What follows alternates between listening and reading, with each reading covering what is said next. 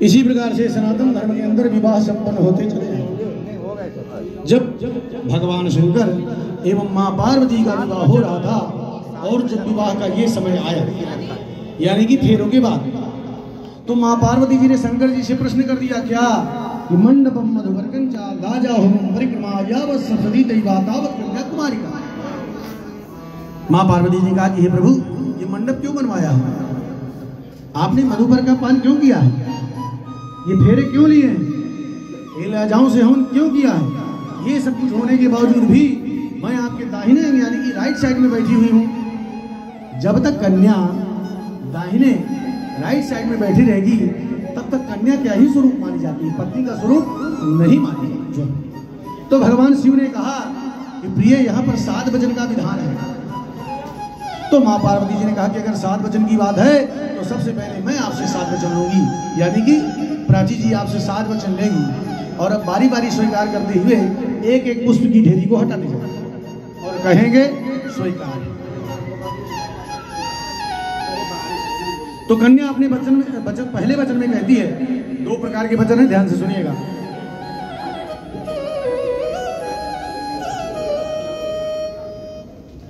कि बात मेरी अब साथ मान लीजिए,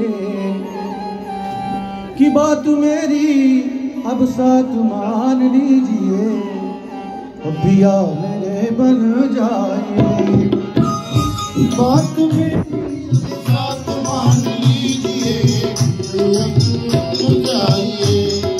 तीरथ करूं जब करूंगी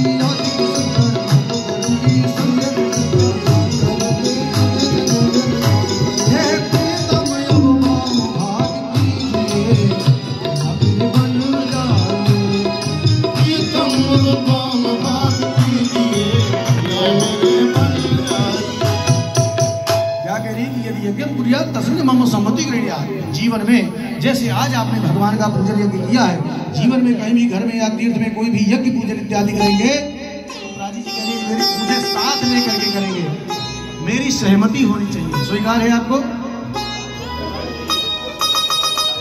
कन्या अपने दूसरे वचन में कहती है कि मैं कुटुंब का पालन करूंगी, तो सर पोषण आदि करूंगी,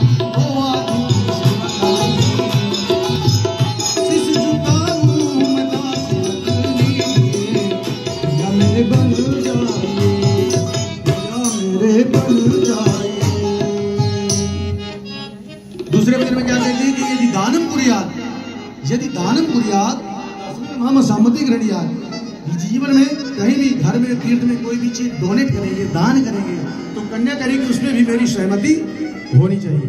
स्वीकार है आपको? कन्या अपने तीसरे वचन में कहती है कीर्णा है सुसंजित धाने रखूंगी, धान्याधिक मेरा उन्नत घर की सारी करूंगी, बेकरना तुम कहा मान लीजिए, मेरे बन जाए, बेकरना तुम कहा मान लीजिए, प्रिया मेरे बन जाए। तीसरे वचन में क्या करेगी कन्या? अवस्था त्रये मम पालनम कुर्यात्। 3 प्रकार की अवस्थाएं बताई गई हैं, बाल्यावस्था, युवावस्था और वृद्धावस्था। कन्या कह रही कि जो मेरी बाल्यावस्था, जो मेरा बचपना था, वो मेरे माता पिता के यहाँ बहुत ही आनंद से व्यतीत हुआ, लेकिन जो बाकी की उम्र है, जो बाकी की अवस्था है, वो आपके साथ व्यतीत होनी है। उन अवस्थाओं के अनुसार यदि आप मेरा पालन पोषण करेंगे तो मैं आपकी मामा आ सकती हूँ। स्वीकार है आपको? कन्या चौथे वचन में कहती है कि देवाल बाटिक लगवाए, सरोवर लगवाए, उन शुभ कर्मों में साथ मुझे लीजिए, बन जाइए।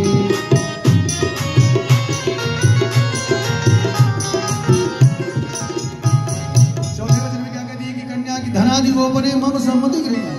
कह रही है कि आपका कोई भी धन कहीं गोपनीय हो। पहले के समय में क्या होता था कि जब घर में ज्यादा धन, सोना, चांदी इत्यादि इकट्ठा हो जाता था तो बुजुर्ग लोग जमीन में गड्ढा खोद के दबा देते थे, लेकिन आज के समय में ऐसा नहीं है। वो क्या नई नई स्कीम है, ज्वाइंट अकाउंट वगैरह वगैरह। कन्या कह रही है कि आपका कोई भी गोपनीय धन हो मुझे मालूम होना चाहिए। स्वीकार है आपको? कन्या अपने 5वें वचन में कहती है कि देशांतर को यदि जाओ देशांतर से घर आओ मेरी सहायता मान लीजिए यंत्र बन जाइए बन। पांचवें वचन में क्या कहती है कि गवादी पशु क्रय विक्रय हम पालन करें। पहले के समय में सबसे ज्यादा पशुओं का क्रय विक्रय खरीदना और बेचना होता था, लेकिन आज के समय में सबसे ज्यादा किसका खरीदना और बेचना होता है? गाड़ी और प्रॉपर्टी का। ठीक, कन्या करिए कि कोई भी वस्तु आप खरीदेंगे या बेचेंगे उसमें मेरी सहमति होनी चाहिए। स्वीकार है आपको? हमें सुनाई नहीं दे रहा है? स्वीकार है।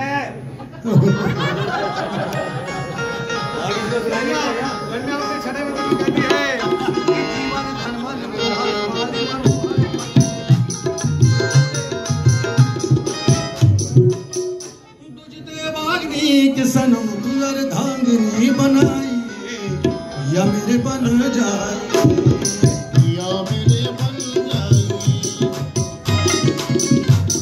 छठे वचन में कन्या क्या कहती है? बसंत आदि षट ऋतु हम पालन कुरिया। साल के अंदर 6 ऋतुएं होती हैं, लेकिन 3 ऋतुएं ऐसी हैं जो सबको मालूम है। क्या? सर्दी, गर्मी, बरसात। जैसे सर्दी में सर्दी के वस्त्र चाहिए, गर्मी में गर्मी के वस्त्र चाहिए। कन्या कह रही है उन ऋतुओं के अनुसार यदि आप मेरा पालन पोषण करेंगे तो मैं आपके बामा आ सकती हूँ। स्वीकार है आपको? स्वीकार है। वचन बढ़ा दो थोड़े से। रूपवती युवती हो कोई उसका चर्चा सारी तरवन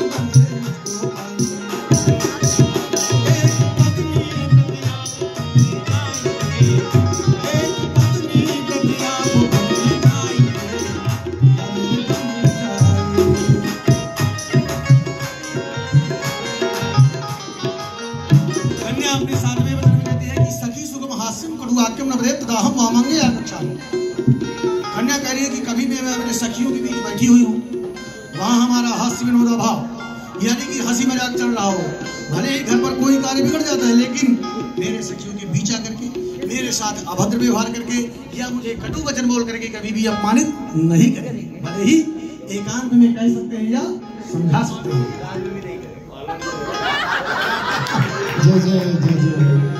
बिहारी लाल की सुनने में मजा आ रहा है, तभी मैंने कहा बढ़ा दो, सुनने में मजा आ रहा है।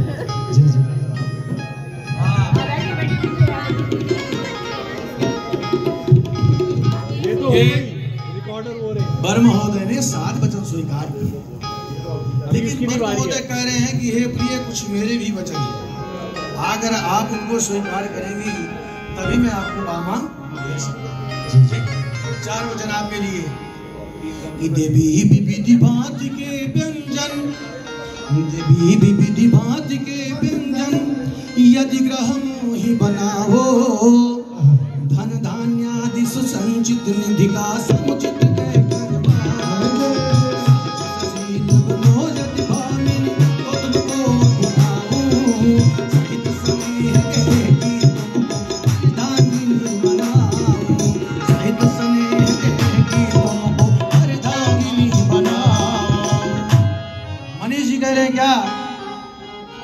देवी विविधि भांति के व्यंजन मेरे घर में मेरे लिए क्या विविधि भांति अनेक प्रकार के व्यंजन मोहि बनाओ, और धन धान्यादि सुसंचित निधि का, ये नहीं कि पैसा जितना दिया सब खत्म कर दिया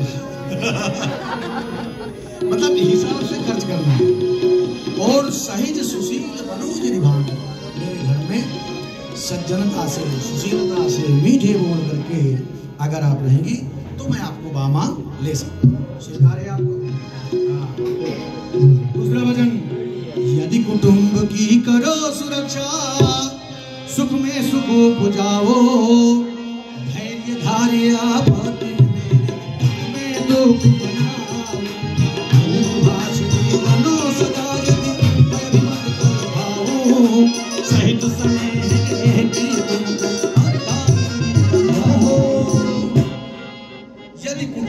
करो सुरक्षा, यानी कि मेरे परिवार की हर तरह से आपको सुरक्षा करनी है।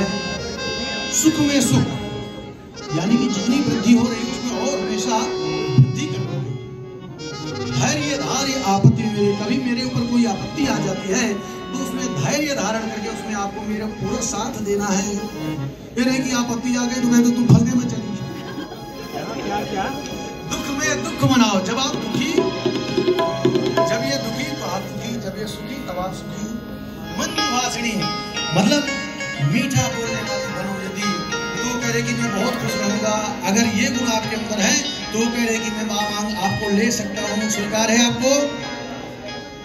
तीसरा वचन, सेवा सद्भाव दिखाकर मुझको सुखी बनाओ।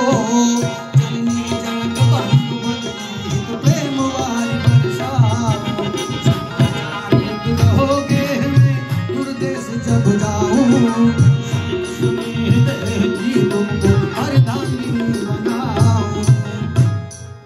मनीष जी कह रहे हैं यदि सेवा सद्भाव दिखाकर, सेवा दिखा करके आप मेरे साथ प्रेम से रहेगी, मुझे खुश रखेगी, और मुझे ही नहीं मेरे माता पिता व मेरे भाई बहन भी, मेरे परिवार पर प्रेम वाली वर्षा, मीठे शब्दों की वर्षा करो। सदाचार युक्त होगे। अगर मैं कहीं बाहर चला जाता हूँ तो भी मेरे रहने पर भी आपको शिष्ट तरीके से सदाचार युक्त होकर रहना पड़ेगा। मनीष जी कह रहे हैं कि अगर इतने गुण आपके अंदर बसते हैं तो मैं आपको बामा ले सकता हूँ, स्वीकार है आपको। वर महोदय का चौथा वचन, यदि मन मनोभाव जो अपना मनोभाव दर्शाओ, मेरी ही यात्रा में अपना चित्त लगाओ। परायण होकर मुझको सुखी बनाओ, ओ देवी मन पिया हमारी देवी मन पिया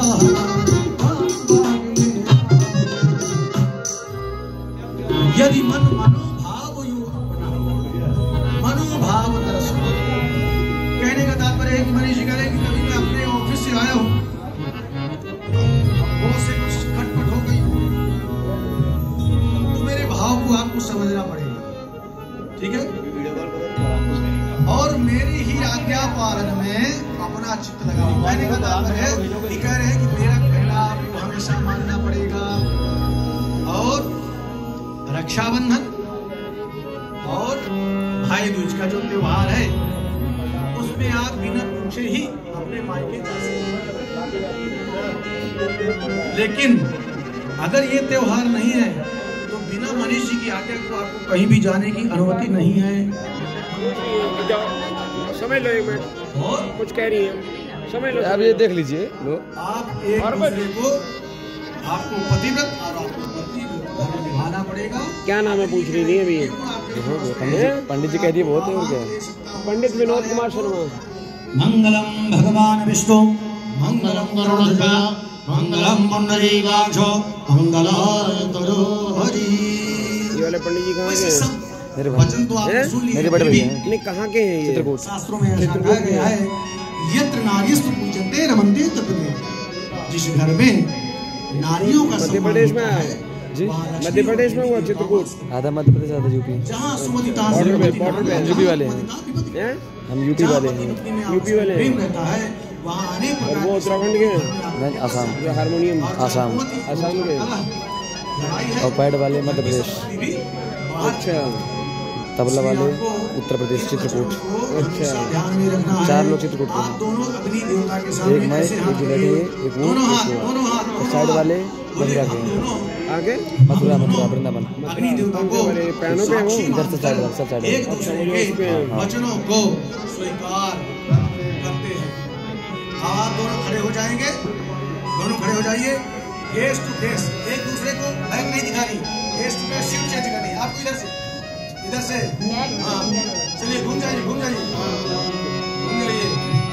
आज से तेरी, सभी लोग तालियों के साथ, आज से तेरी